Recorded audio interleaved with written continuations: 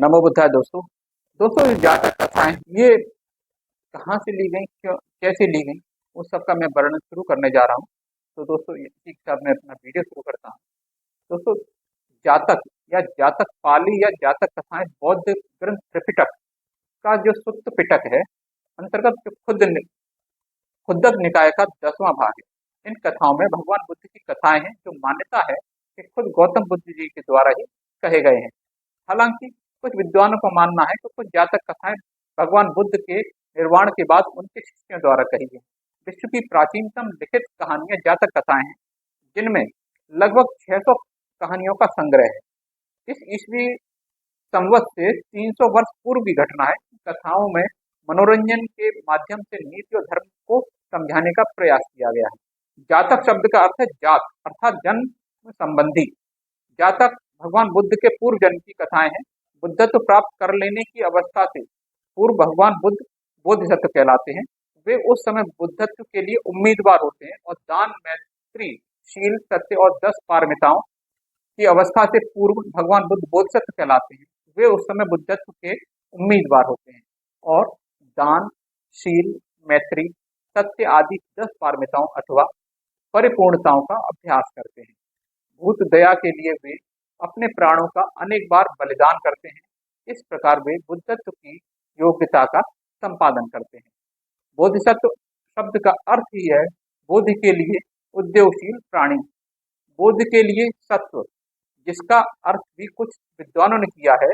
पाली सूत्रों में हम अनेक बार पढ़ते हैं, संबोधि प्राप्त करने से पहले बुद्ध न होने के समय जब मैं बोधिसत्व ही था आदि। अतः बोधिसत्व से स्पष्ट तात्पर्य ज्ञान, सत्य, दया आदि का अभ्यास करने वाले उस साधक से है जिसका आगे चलकर बुद्ध होना निश्चित है।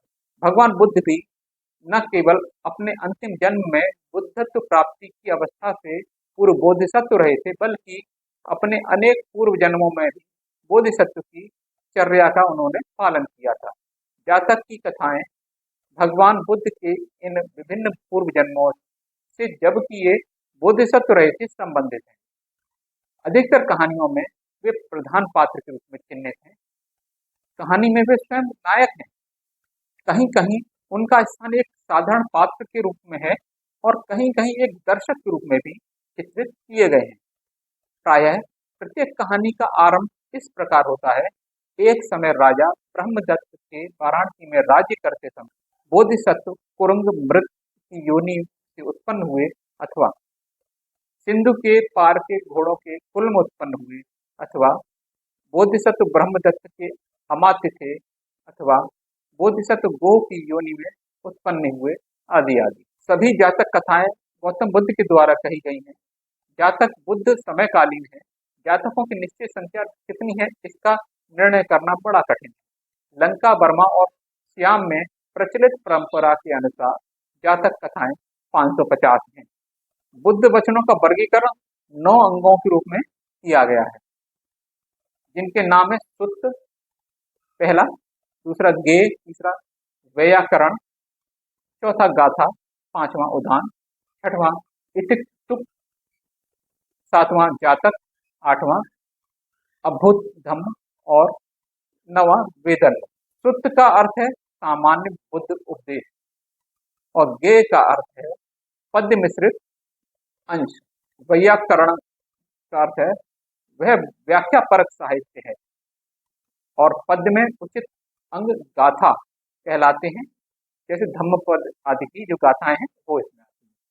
उदान का अर्थ है मुख, बुद्ध के मुख से निकले हुए भाव में प्रीति, उद्धार और ऊर्ध्व वचन जो भगवान बुद्ध ने स्वयं बोले हैं वो उदान में आते हैं। इतिवुक्तक का अर्थ है ऐसा कहा गया या ऐसा तथागत ने कहा। जातक का अर्थ है जन्म संबंधी कथाएं। ये जातक में संग्रहित है और कुछ अन्यत्र भी त्रिपिटक में पाई जाती है। अद्भुत धम्म वे सूत्र हैं जो अद्भुत वस्तुओं या योग संबंधी विभूतियों का निरूपण करते हैं। वेदल वे उपदेश हैं जो प्रश्न और उत्तर के रूप में लिखे गए हैं, जिनमें आध्यात्मिक प्रसन्नता और संतोष प्राप्त करने के लिए प्रश्न पूछे जाएं। चीनी यात्री फाहियान ने 5वीं शताब्दी ईस्वी में 500 जातकों के चित्र लंका में अंकित हुए देखे थे। द्वितीय तृतीय शताब्दी ईस्वी पूर्व के भरूच और सांची के स्तूपों में जातकों के चित्र अंकित मिले हैं। इनमें से कम 27 या 29 जातकों के चित्रों की पहचान राइस डेविड्स ने की थी। तब से कुछ अन्य जातक कहानियों की पहचान भी इन स्तूपों की पाषाण वेष्टनियों पर की जा चुकी है। ये सब तथ्य जातक की प्राचीनता और उसके विकास के सूचक हैं। जातक में बुद्ध के पूर्व जन्मों की कहानियां संग्रहित हैं, जबकि उन्होंने बोधिसत्व के रूप में विभिन्न पारमिताएं पूरी की थी। बुद्ध के ऐतिहासिक रूप की प्रतिष्ठा है। सुत्त पिटक के प्रथम 4 निकायों में बुद्ध के ऐतिहासिक रूप की प्रतिष्ठा है। जातक की गाथाओं की प्राचीनता तो निर्विवाद है। उसका अधिकांश गद्य भाग भी अत्यंत प्राचीन है। भरहुत और सांची के स्तूपों की जो पाषाण वेष्टनियां हैं, उन पर चित्र अंकित हैं, जातक के गद्य भाग से ही संबंधित है। अतः जातक का अधिकांश गद्य भाग जो प्राचीन है, तृतीय द्वितीय और शताब्दी ईस्वी पूर्व में इतना लोकप्रिय तो होना ही चाहिए कि उसे शिल्प कला का आधार बनाया जा सके। अतः सामान्यतः हम जातक को बुद्धकालीन भारतीय समाज और संस्कृति का प्रतीक मान सकते हैं। जातक की गाथाओं की प्राचीनता तो निर्विवाद है ही। उसका तो दोस्तों ये भी माना जाता है कि जो जातक कथाएं हैं ये बुद्ध के समकालीन है।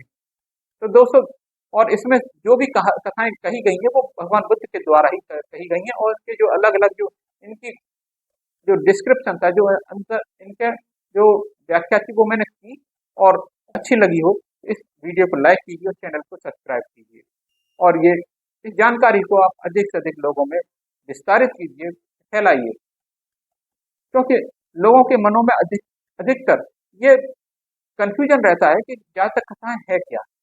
तो दोस्तों मैंने पहले और दूसरे ये अपने इस वीडियो में भी मैंने आपको बताने की कोशिश की जातक कथाएं क्या हैं, और आपको समझ में भी आई। तो दोस्तों इसी के साथ मैं आपसे विदा लेता हूं अगले वीडियो तक के लिए। तब तक के लिए नमो बुद्धाय।